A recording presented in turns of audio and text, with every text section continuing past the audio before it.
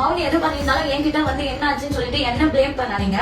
So நான் நிறைய வாட்டி சொல்லிட்டேன். ஆனா அந்த விஷயம் அங்கே நடந்துட்டு தான் இருக்கு. நிறைய பொண்ணுங்க இன்ன வரைக்கும் பாதிக்கப்பட்டுட்டே தான் இருக்காங்க. அதுல பாதிக்கப்பட்ட ஒரு பெண்ணோட வாய்ஸ் மெசேஜ் நீங்களே கேளுங்க. அதுக்கப்புறம் மறுநாள் ஃபோன் பண்ணி ஒரு பாடி மசாஜ் அந்த மாதிரி பண்ணுறியாமா அப்படின்னு கூப்பிட்டாங்க. இல்லை நான் அந்த மாதிரிலாம் பண்ண மாட்டேன் அப்படின்னு சொன்னேன். இல்லை நீ ஒரு 20 நிமிஷம் 20 மினிட்ஸ் நீ பண்ணியன்னா உனக்கு வந்து 30,000 சம்பளம் கொடுப்பாங்க, வந்து பண்ணு அப்படின்னாங்க. இந்த வீடியோல வரும் பாருங்க, ரொம்ப கேவலமா மெசேஜஸ் எல்லாம் இருந்தது.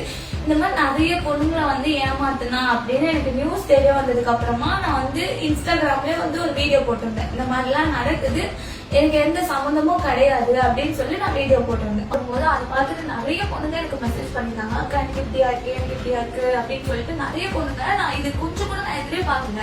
எனக்கு இப்ப வரைக்கும் நான் அந்த விஷயத்த பேசும்போதெல்லாம் நான் வந்து வெளியே பார்க்கும்போது வேணா சிரிக்கலாம், ரீல்ஸ் போடலாம். ஆனா அந்த விஷயத்துல இருந்து நான் இன்னும் மீண்டே வரல. ஒரு மென்டல் அஃபெக்ட் ஆன மாதிரி தான் நான் இருக்கேன். கொஞ்சம் கேர்ஃபுல்லா இருந்தேன். ஏன்னா இது இந்த மாதிரி பொண்ணுங்களுக்கு வந்து நிறைய நடந்துட்டு இருக்கு. அந்த பொண்ணுக்கு கூட சொல்லும் போது கூட வந்து அழுது சொல்றாங்க, அக்கா இதெல்லாம் தெரிஞ்சு கூட எங்களால எதுவுமே பண்ண முடியல. ஏன்னா வந்து எங்களை வச்சு பிளாக்மெயில் பண்றான், எங்களோட போட்டோல எடுத்துட்டு சொன்னா அதை வந்து நெட்ல விட்டுருவேன்னு சொல்லி பிளாக்மெயில் பண்றான். இதெல்லாம் தெரிஞ்சா எங்க வீட்டுல வந்து யாருக்குன்னா எதுனா ஆயிடுன்னு சொல்லி ஃபீல் பண்ணும்போது இதெல்லாம் கேட்டு எனக்கு என்ன பண்றதே தெரியல. அதனாலதான் நான் இப்ப கூட வந்து இதெல்லாம் நம்ம அவேர்னஸா இருக்கணும். ஏன்னா இதுக்கப்புறம் இப்படி எல்லாம் நடக்கக்கூடாது, எல்லாரும் கேர்ஃபுல்லா இருக்கணும் தான். நீங்களே சொல்லுங்க இதுக்கு என்ன பண்ணலாம். இன்ஸ்டா செலிபிரிட்டியால் கண்ணீர் விட்டு அழுத பெண் இன்ஸ்டா பிரபலம் தன்னுடன் கப்புள் ரீல் போட்ட ஆண் நண்பர் பெண்களிடம் தகாத முறையில் பேசி மிரட்டிய அதிர்ச்சி.